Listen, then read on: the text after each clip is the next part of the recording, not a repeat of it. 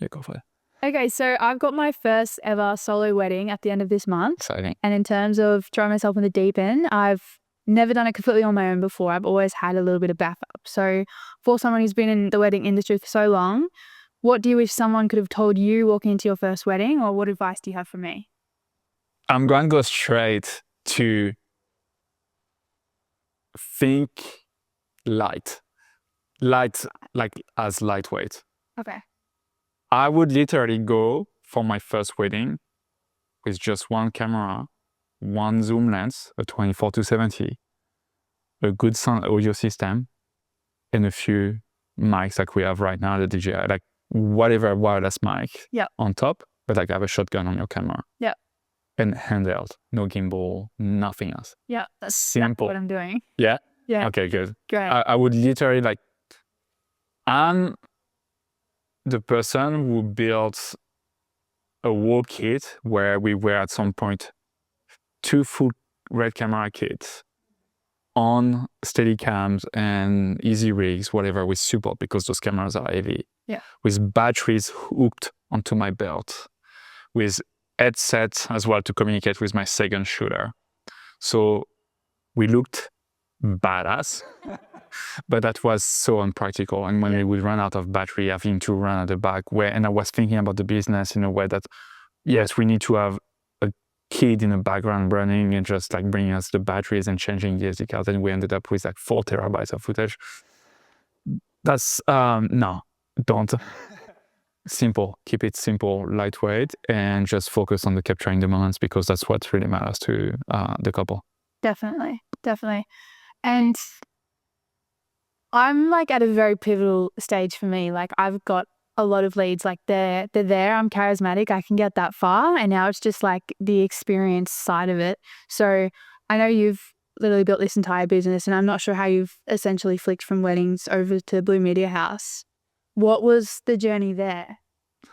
So you mean the reason why I didn't keep on doing Blue Weddings? Well, yeah. So how long did you have Blue Media? Is that what it was called? Blue Wedding? Blue Weddings, yeah. How long did you have that for and what made you switch over?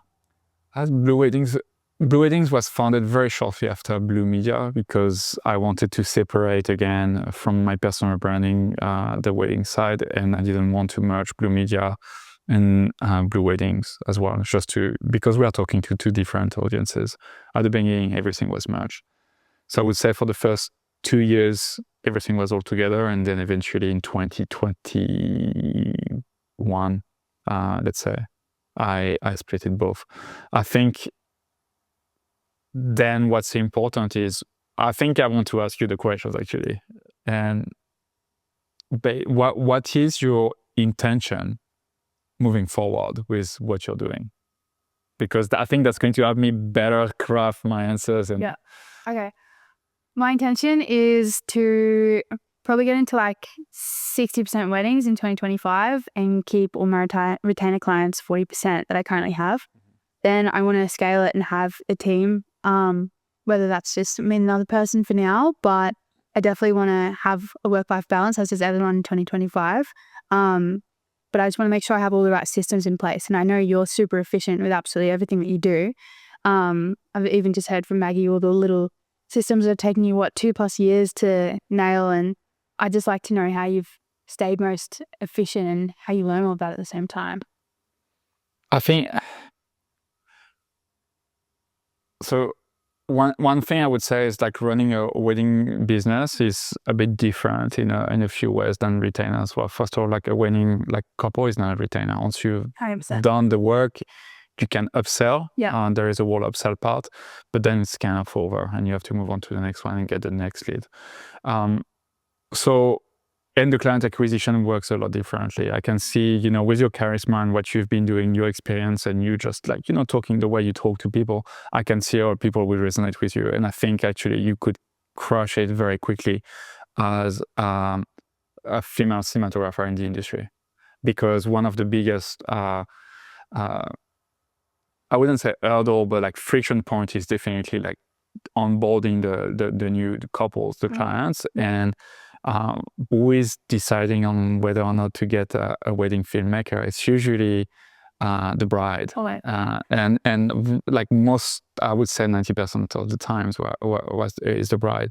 And I think if they can resonate with like someone, I think like the feminine energy is like obviously winning on that side of things, right? Now I think there are different things to approach. The first part of CC, the sales, is going to be the first bottleneck. If you can solve that bottleneck, you'll have like other issues, which is where weddings are usually most likely on the weekends, and then you'll have Fridays, and sometimes you've got Wednesdays as well, which means it's going to take a lot of days during the week. And like you very rightly say, so like you are going to need systems, because weddings not only, well, they take a full day usually of your time, no matter what, even if it's only a 3-hour shoot. And then there are a lot of energy to edit. And every edit is, needs to be different. It's not a cookie cutter kind of thing. And even this year, coming year in 2025, with AI tools and editing, you're still going to need to spend a lot of energy on the editing, which means you can't fall behind as soon as you've got 1-2 weddings. So the question is like, how, depending on the size of the team, how many weddings you'll be able to edit, right? As well, through that. And which means like, it's not so much the filming which is going to be the next bottleneck because if you look at the chain, the flow from getting the leads to then doing the shoot and then doing the editing and delivering, that last part is definitely going to be the second bottleneck, which for Blue Media, for example, or for content agencies, it flows more from the top. Yeah, the leads are coming first, and then it's going to be the production and then the delivery as well. So it's about managing that. And so systems, you absolutely need systems, or you need the right team as well to do that, which means in terms of, well, just the way you're going to process the files and who is going to be editing, whether it's you or a team, it needs to be streamlined. So I think the trickiest part, I think, is like, first of all, you need to see what it's like. Yeah. To see what 100%. you like. It's always very hard for any kind of business, because I think everyone is managing their business a bit differently. I think it's always very hard to see what's going to break first, but you need to break stuff to be able to solve that. And you don't want to start solving issues that you don't have. Yeah. And so that's why I'm asking. And I think you made a point by saying, well, you already have leads, you already have work coming in, and you know that if you open the tap, it's going to flow at the beginning, which is a very good problem to have in the first place. Yeah. Because if you don't have this problem, you can't do anything. You can't do business. If you don't have clients, somebody have a problem to solve, you can't move forward. Definitely. Good answer. I have a question on my phone. Go. I want to get that one up. How did it go, Maggie? Yeah, that's good. I know any good editors overseas. I was struggling so much to find a good editor. Yeah. I said your boys are still like struggling with the amount they. And quite a big turnover, like a long turnover, like it sounds. Weddings, yeah, you've got heaps of companies overseas that are doing it actually for fairly cheap, but I don't know if I would trust that. And the way I was doing weddings is that they were really one-off projects, and lots of work, like weeks and weeks of work on the editing. So I could only take like really basically to a month. Yeah. Oh, true. You're doing great. I got 3 questions. Go for it.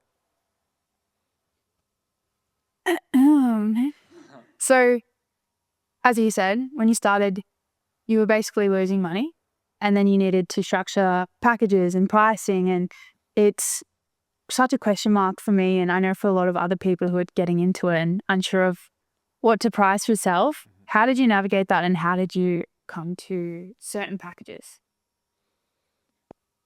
You gotta start somewhere. That's the bit. I think pricing.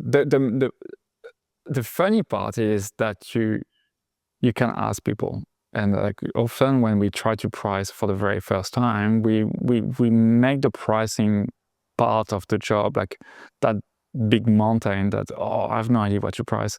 What if I don't price the right amount? When like you should, that's not the problem. What you should be asking, what is the value worth to the eyes of the client? And often they're going to tell you, and you can identify that. So what, like the easiest way I've got to overcome that obstacle, right, is to literally ask the client what they are willing to pay at the beginning. Yeah. because you don't know what you don't know, and you don't know if you haven't started what your operations are costing you, right? So you can either like go one way and say, well, I think if I do the filming, it's going to take me 1 day worth of my time. But then boom, you've got the first obstacle. What is worth my time? You know, what is my time worth, right? Yeah. And you don't know that at the beginning. And at the beginning, to be very frankly, frankly honest with you, it's probably not your time you've got time and it's not worth as much than it's going to later on try. Yeah. So to combat it, like the best way to overcome this is basically asking a client what is their budget. When you've got a lead, people will tell you.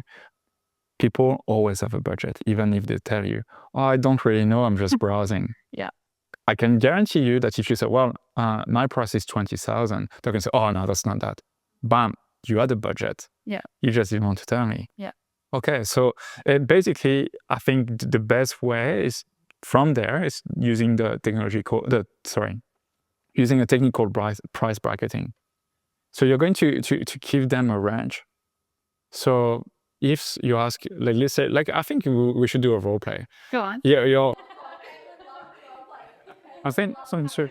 All right. So you're going to be the filmmaker, and I'm the client. Okay. Okay, and I'm the client with no budget. So hi, Kathleen. I'm a future husband. Amazing. Yeah. Incredible. No, I can't be the bride. I can't make a ride. And I'm looking at like doing a big surprise for my future wife, and I want to gift her a wedding video to her and her family, right? So I'm just looking for a wedding videographer who could help us.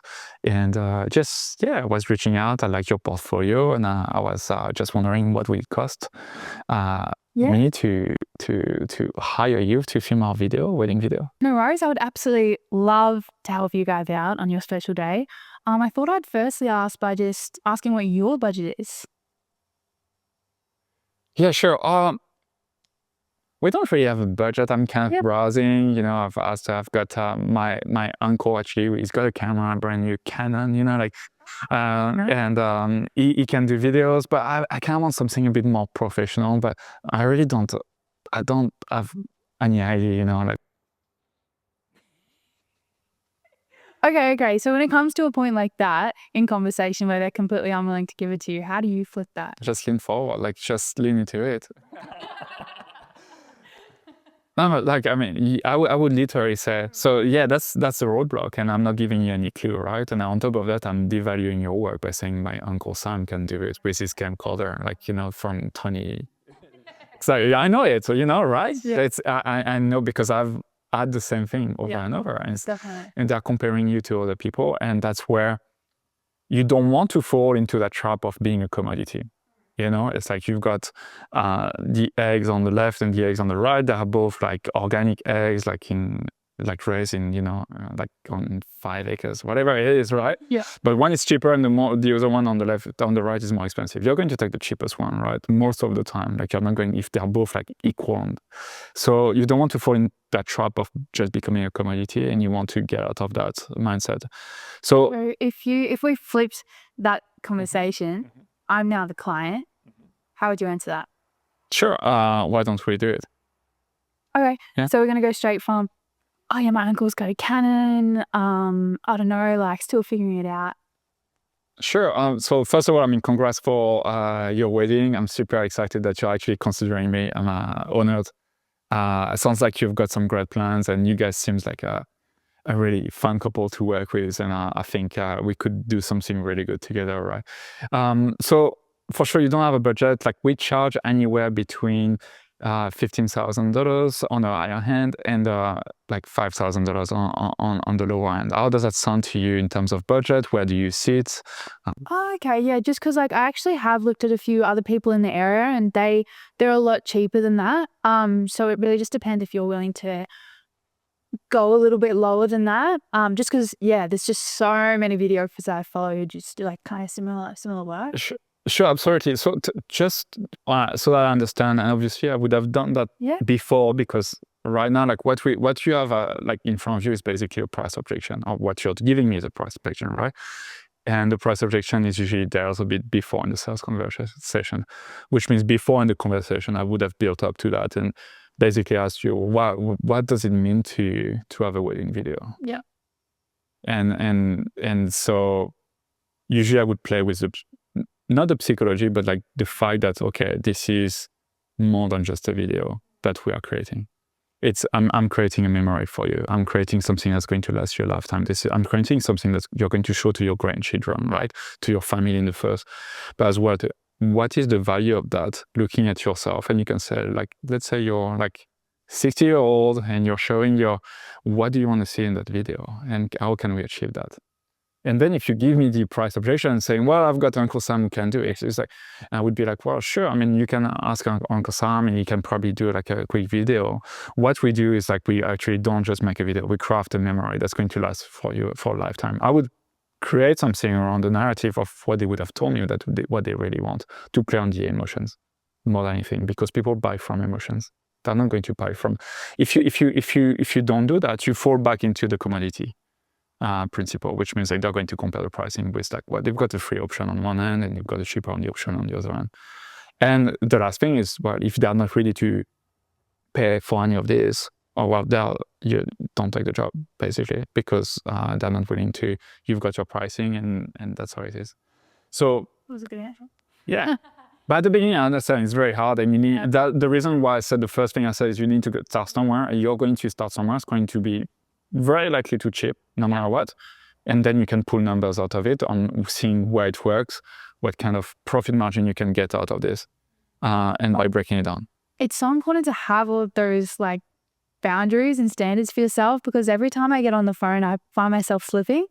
And I don't know if that's me being like a female in a male-dominant industry. I don't know if it's me being a pushover at times, but every time I end the call, I'm like, I did it again.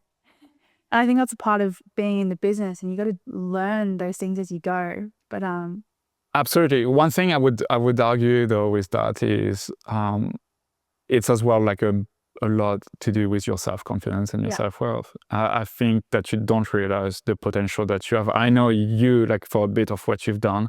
I follow you on social media as well. I've seen what you've done. I know your personality, you know, like you're a very good friend of my wife. And yeah. And no, what I mean is like when you're not sticking to your own standard, I think the first thing is like you think that how can you put yourself, like, it's natural. You want to help, and like we are creatives. I still feel this way. Yeah. I just understand that I don't want to ever be in a position where I actually have to feel this way. And that means manufacturing, or it's not manufacturing, it's like getting to a point where you're so busy that no matter what, you know that it's not going to serve you.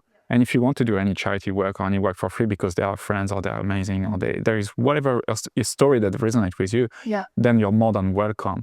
But if you're too busy and you know that you've got only one spot left or two spots left for next year and that you can only fill them, and like if you don't do that, you're actually not being able to pay your employees, that's a very different story. 100%. So the goal is to build as quickly as possible to that level where you know that you're fully booked, that you're breaking even on all your jobs, and that if you give a discount, if you go lower, if you break your promise of sticking to your price, you are going to lose money. And like the way I see it, and now having a family as well, means that when a client is asking for a discount, they're actually asking me to, not provide for my family. And I reframe it this way, and maybe it's a bit dramatic, but it works very well. It's all a matter of perspective. If I know that, if I give a discount of $1,000 on my pricing, which would be 20% away rate, I'm cutting my profit margin, which means there is nothing.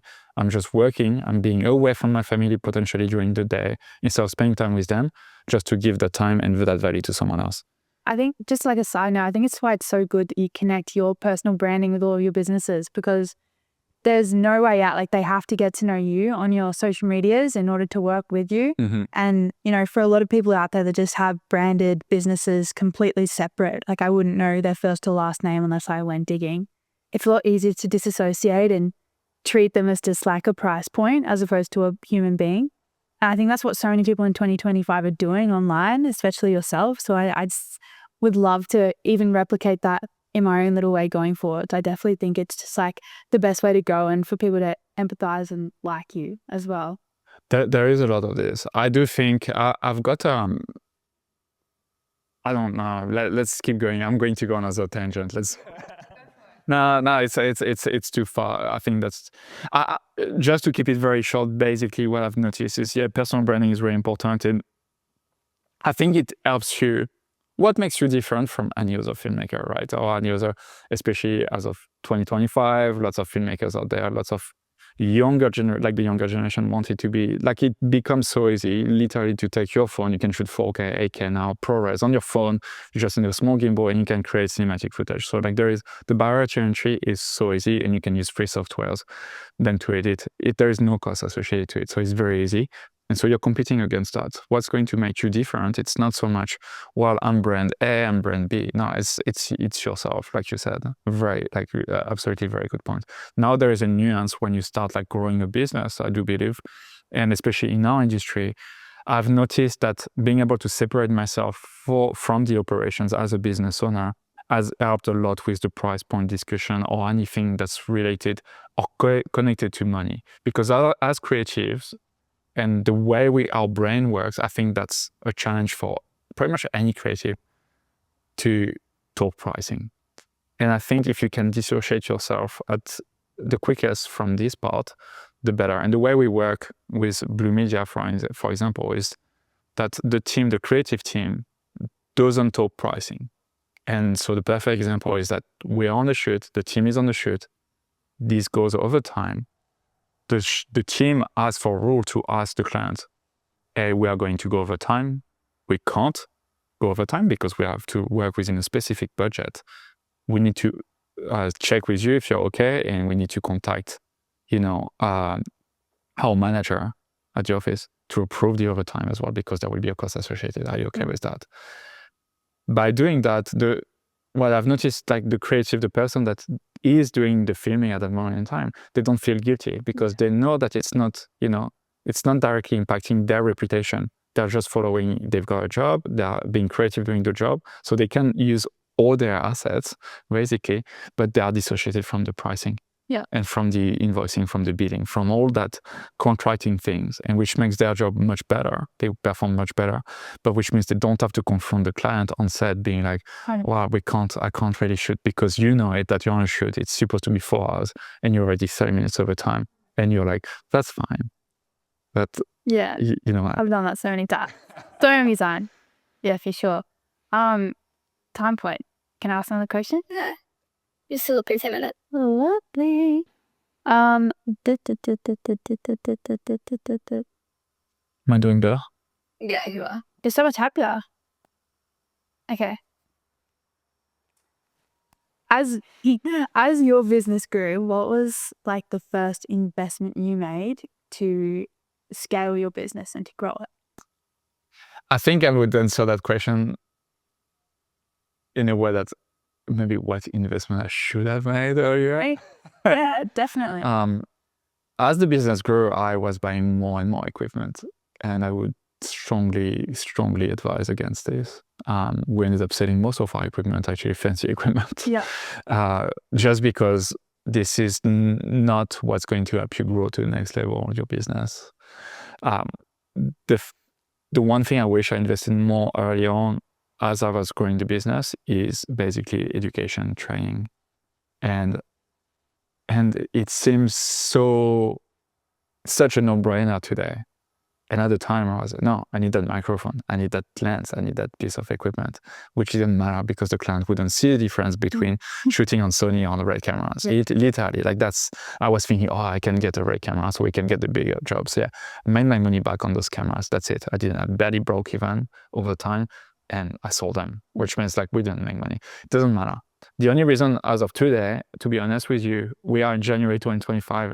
Take my word for it on the camera. Yeah. The only reason we are not shooting on iPhone is because of the stigma associated of and the client seeing that we are investing all this money into a package, and you only show up with an iPhone. But I can guarantee you, all the latest iPhone can shoot in ProRes, fully manual. You can put an ND filter on it with the right lighting, will look as good as a Sony or as a Red camera on an iPhone, screen later on the track. I'm not saying like there's lots of ups and downs, but most of the time it's true. completely agree. Well, there's a reason why there's so many content creator wedding businesses that are doing so well now, like because it's an instant turnover and like the quality of the content's maybe 10% worse, but for the naked eye who isn't in the film industry, you have no idea. Exactly. No idea at all. Okay, so I've heard that from so many people. They say I bought all the gear and had no idea and then ended up selling it and then just educating myself further down the track. So what would you recommend I educate myself on? I think there's the business side of things, the systems, the processes really where you want to get started.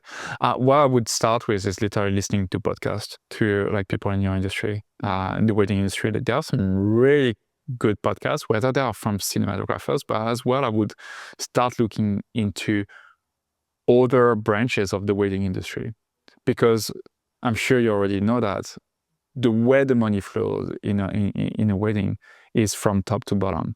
And what you realize is, as a wedding filmmaker, you're at the bottom of the food chain. Literally, that's what. Like, if you look at the couples, like when they make their decision with their purchasing decision, and they've got their budget, they actually have a budget on the weddings, which it's going to go over. That's another problem. But let's say they've got, in Australia, I think the average is what, $50,000-$60,000, 80? Yeah, it's even higher. So you go from, okay, like what's the first thing they're going to invest in? And if you look at it, it's basically a wedding planner, when especially on the higher like scale weddings. And then it's going to be the venue, and then the catering, and then the flowers. Like flowers come before you. The photographer, and the band. Yeah. And then if there is some money left, maybe the filmmaker if it's not Uncle Sam doing it. Yeah. So what I think is, like, if you can associate yourself with those people, especially the wedding planners, well, that's the best way to do it. If you have a wedding planner or wedding group, you can associate yourself with. But what I mean is, like, educating yourself in that way as well. So yes, running the business, definitely, but as well seeing what the other partners in the industry are doing and what they're doing. So podcasting is the first thing. And then very quickly, you be able to see who are the influencers. It's still a very small world in that sense that there are many, like, there are many people doing wedding filmmaking, but in terms of education, the space is limited to maybe 10 to 5, like, really good at the top people. And then I would do all their courses. Yeah. Literally all of them, one by one, and invest into it, because you'll get a return on investment. It's no brainer. You will save years. The cost, I love this framing. It's like the cost of not doing it is going to cost you a lot more than just doing those courses, basically. Okay. Yeah. Interesting. So basically, that's going to be the difference between your business making, maybe $100,000 the first year to $250,000, like, or potentially $1 million in a year. Yeah. Yeah. Well, so you don't shoot weddings anymore? No. If you were still in the wedding industry, how do you see it going over the next 10 to 15 years? And what would be, say if you're in my boat and you want this to be a long-term thing, like, what do you predict in that world? I do think that you made a point before about turnover getting shorter, and especially on the editing, but no matter what, that's what's going to happen. And I see it as early as this year. Editing, we were talking together with our editor, it's going to shorten the lead time a lot, being able to prompt your editing. I do believe it's not out there yet, but it's going to be the next big thing. The good thing is, in that sense, AI is going to, shorten all of this, replace a lot of editing power that's required. I do believe that Optimus filming your wedding is not tomorrow yet, and you still have a few years before someone replaces that part. I do think that the wedding industry is still still a very frugal potential. Is it? Yes. You're right. And it was just a fancy word. And I do see it's one of those industries that I think should stay fairly consistent over the next few years. I would say for at least the next 5 years before it changes. If that answers your question. No, that's my question. They're all my questions. Are they? They are. I think They are. What do you think in the last 5 years? 842. 842. What? You can ask her questions. Well, I I can. love how you asked me a question in that. I'm gonna actually sit around and ask you a question. In a reverse. I'm not ready. Because it's important. I can't frame my answers if I don't know what your goal is. If you're just doing it for fun and just doing it for like, oh, it's a side hustle, like I'm going to craft my answer very differently than, okay, you want to make it a business. I know you can make $1 million next year just doing weddings. Yeah.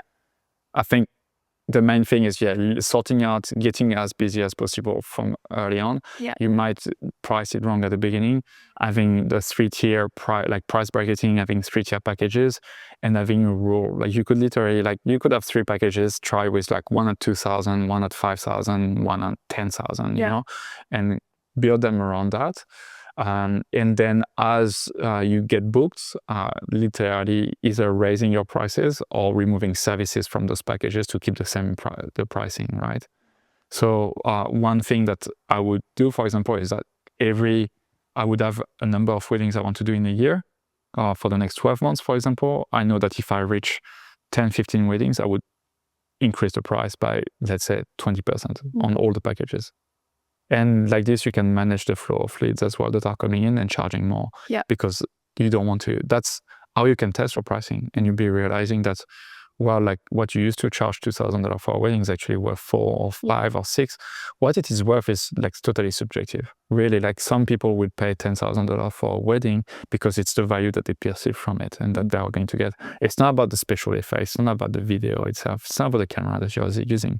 Some of the most like successful videographers in Australia, and we met one recently, bottle brush film. They're doing really good. I know their price point is like the average is above $10,000 for a wedding, but it shoots handheld. They're 2 handheld or maybe in a gimbal, very simple. So it's not about the camera, the technology that you bring. I was shooting with 2 Red cameras, and I was charging less than that.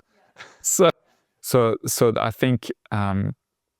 Yes, like if you can sort out your lead, and there are many ways of doing it. And the good thing is brides to be a lot on social media and they do search on Pinterest and you can target them. So other than your organic reach, I think doing paid marketing is a no-brainer if you've got the right funnel.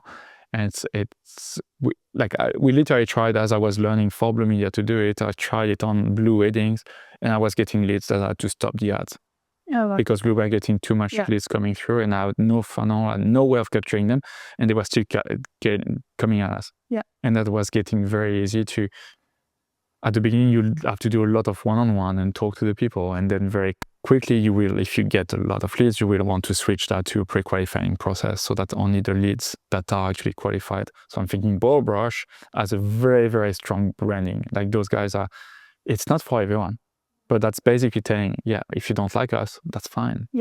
That's fine. It's a pre-qualification process. And you can have it on the form as well on the website, saying, well, the minimum level of engagement with us is 5,000, 10,000. And that's going to filter through a lot of the leads as well, so that you only talk to people who actually have a budget, if that's budget-based as well. Now you can as well, budget is one thing. I think the other thing too is like the people you're working with. I think that's going to impact a lot your business. What I've noticed, like some very successful filmmakers are successful because they made that amazing video in that amazing location that they did once, you know, and that just catapulted their career. I think that's what being very specific on who you work with as well can help a lot the business go in the right direction. Once you get busy, it's easier to say no. So that's true. I think that's what I like about weddings, because like I follow Wild Weddings. They're the ones that I'm working a little bit this year, if you follow them. And they are booked out until 2026. And like to run your own business and see such structure over the next 2 years and to be able to see how it's going to pan out so perfectly, like I really value that. And I feel like it's a really cool way to build it. Of course, if you set your price point, there's really no way of going back after you've already secured your clients, which is something to consider. Oh, see ya. I forgot what I was saying. Creates your price point up, dude. No, like if you booked out 3 years in advance, basically the issue is that you're kind of locked in with the pricing that you've set. So if you booked for 2026, the pricing that you have today is going to be the same in 2 years, basically. So that's being high. I wish you to be booked 2 years in advance as soon as you start, but that's something I think you'll have time to see coming. 100%. And Hey, go on, I'm all used. 修啊，不应该的。Come on, this isn't about pay. I was going to ask Maggie, you've got your little questions there. Yeah, Go ahead. you've answered quite a few. Color now.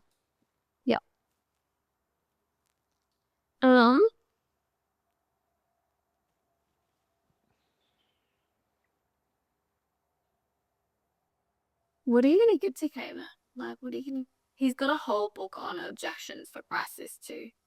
Yeah, I don't think this could work. Yeah, it's a bit more advanced. Like it's more about sales, I think, for price objection. But I don't want you to focus too much on that yet because you need to have lots of discussions to really understand the nuances of it. It's like next level. I think like you can't have price objection if at the moment you don't have a pricing structure. Yeah, 100%. So I think like the material I'm going to give you is like basically around systems. I have a document that has all the templates, emails that you can think of for weddings, literally.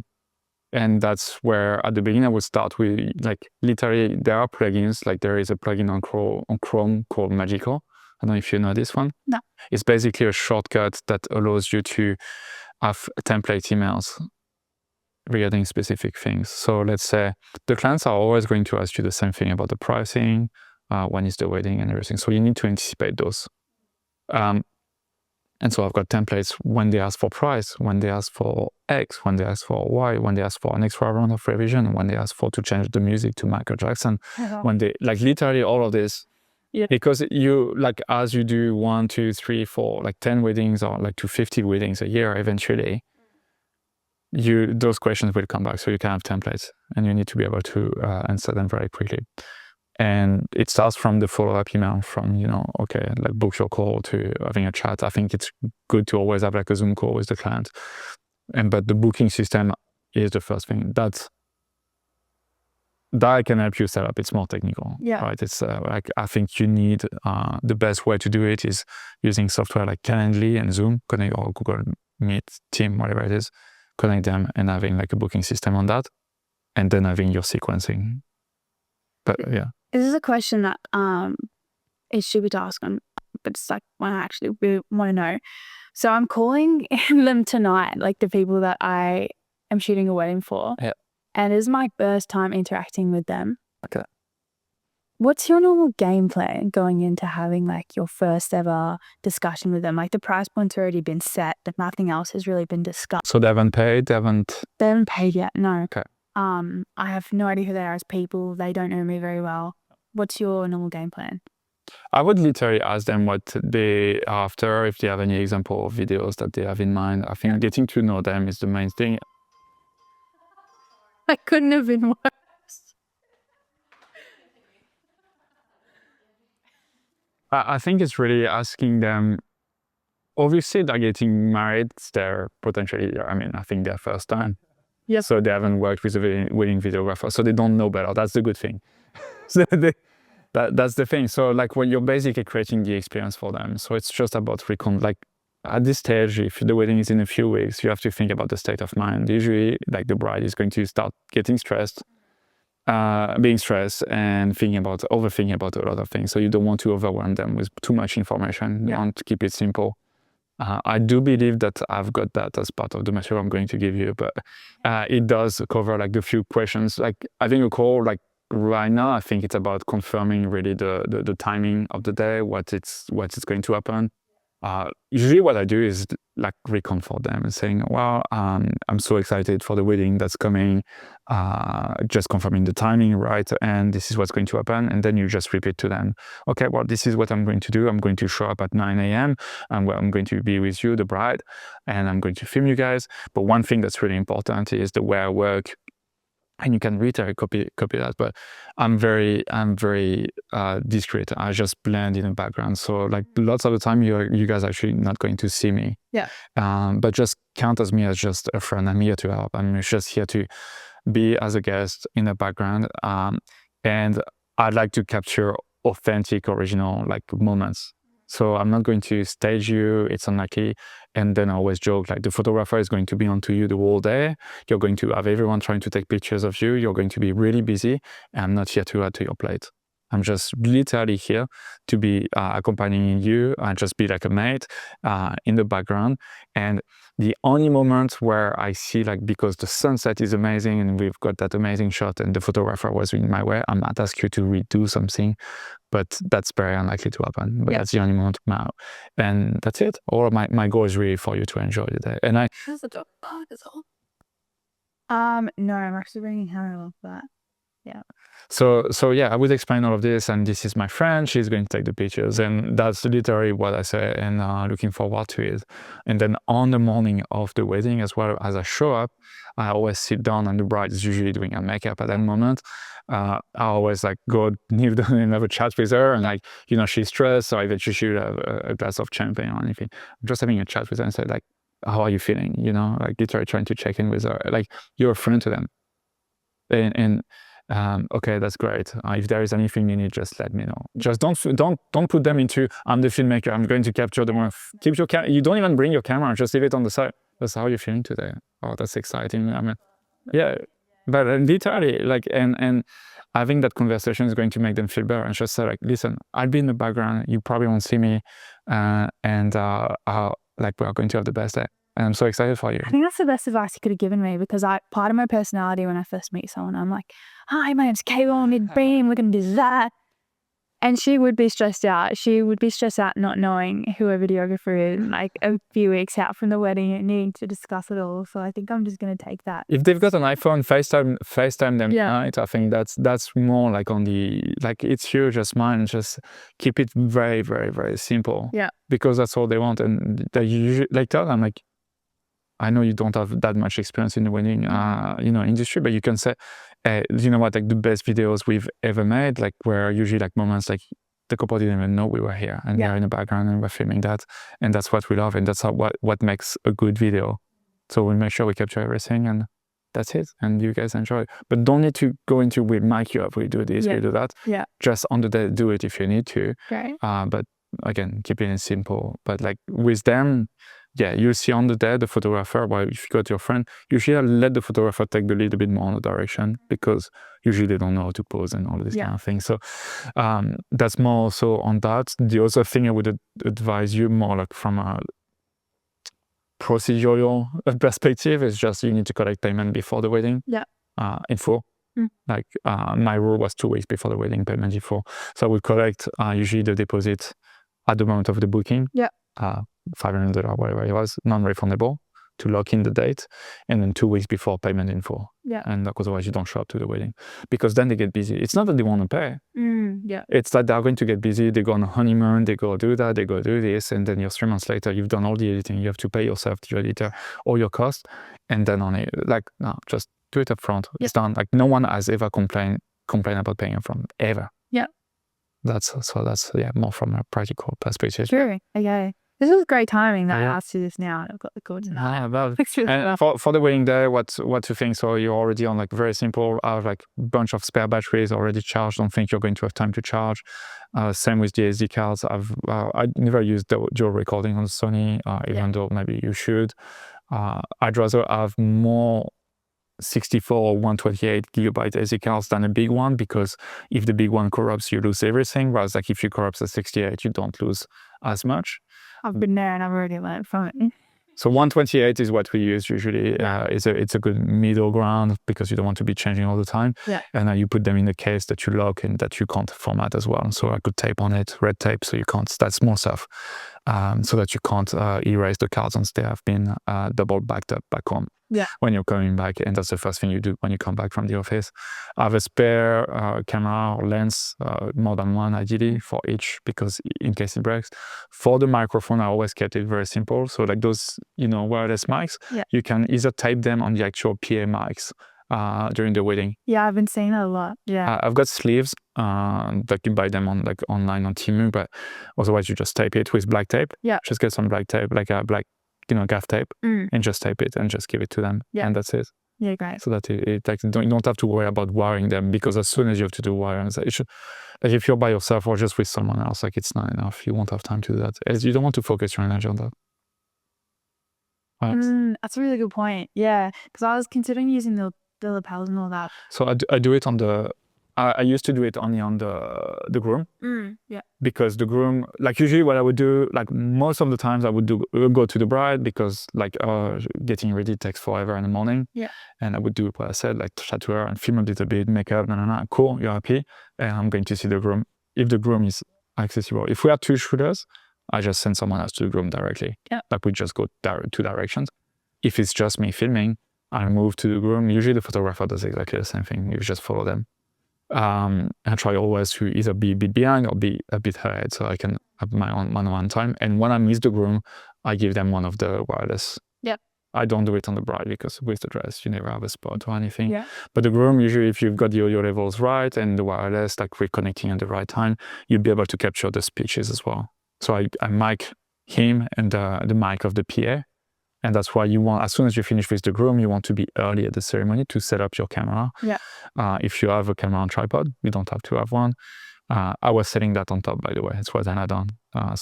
And then I would go directly to the PA, talk to whether it's like the wedding celebrant that brings their own microphone, or sometimes it's the venue. Gold standard is like you can plug it into the venue system, but like it's always in a weird corner. And where's the wedding? Where is it? Yeah. Carmen Valley. Which Need to check. yeah, but it's the one that's on the way to. I know. Like you done. Well, there are a couple, yeah. But like so usually like taping it on the mic of the PA is this. It looks a bit ugly, but you can turn off the lights usually on that as well. Right? Just do that. No, they're all a little bit of advice that I need. He stopped out with her. So what? No. What I had is like during the speeches, they had speeches at dinner. And so it was at the back of the Gold Coast, like amazing venue. And they had microphone for the people talking, doing the speeches for the groom and bride during dinner, right? It was a very long table outside. And their microphone from the venue ran out of battery. But I had hooked up, I had the sleeve with my DJI mic on it. And as we are like during the sister speech, I see someone from the staff going and grabbing the microphone from the person who was talking and giving her another one and walking away with my microphone. And I was like, that was the best moment, and I know I wanted to use that. You don't have to use all those pitches unless they paid for it or that's part of your service, right? But I see the staff going away with my DJI mic, and you can see I was filming with my friend Nelson. We had 2 shooters. It was a big wedding. It was on the 31st of December. It was their 10-year anniversary. And she had like a big wedding, big budget. And it was like, during holidays. And so different kind of like status. And I see my microphone going away. And my friend Nelson, who is on the second camera, sees my face changing. And I'm like, the microphone. And we had like the speaker, like we had the headset to communicate. Yeah. He was on the other side filming the other angle. Yeah. I'm like, microphone is gone. And I was like in the position, like I was capturing the bride was crying. It was like, the emotional moment.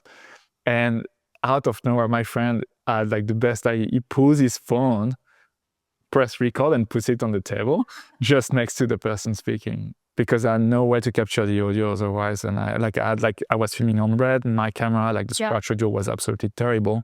So I couldn't use the audio and like my microphone was going away. And the other microphone we didn't have it was hooked onto someone else. So we couldn't go to the groom, remove and it got quick. And now with, stuff like, we've got some good softwares that improve the audio and actually saved the day. But that was the story, yeah. Oh, that's funny. That was, yeah. But other than that, no. I really envisioned that. I feel like I was there.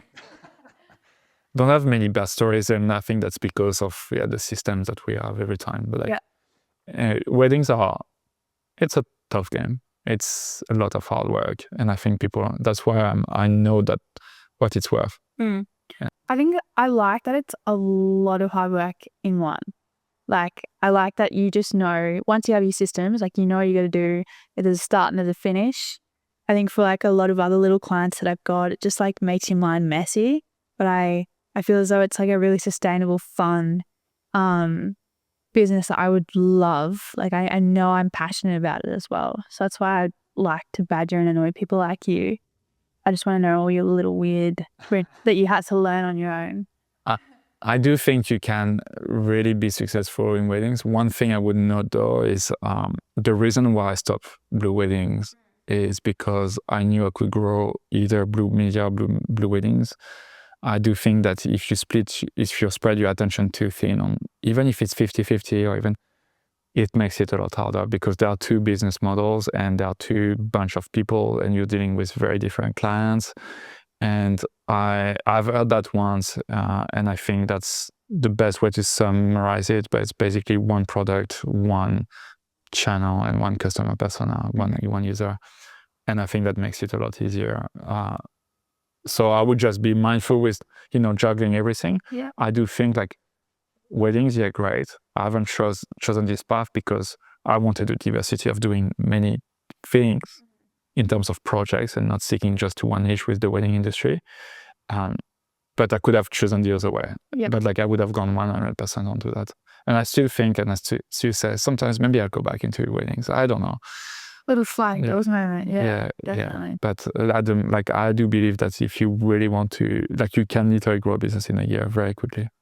Oh yeah, anything can happen in a year. Oh, I just got all day. Oh God, what? Oh. This is an award. The Cape Maloney. What? Thank you so much. So this is what he hired you for. Amazing. Did you sign both of them or did you make him actually sign it? Didn't sign anything. You forged nothing, Richard. Thank you. I don't have a speech prepared. That's incredible. Thank you so much. My room was looking a little bit bare, so I will claim it. On my vision board? Yeah, that's on your vision board, yeah. My website, or just go straight to it. Oh, that's great. Thank you so much.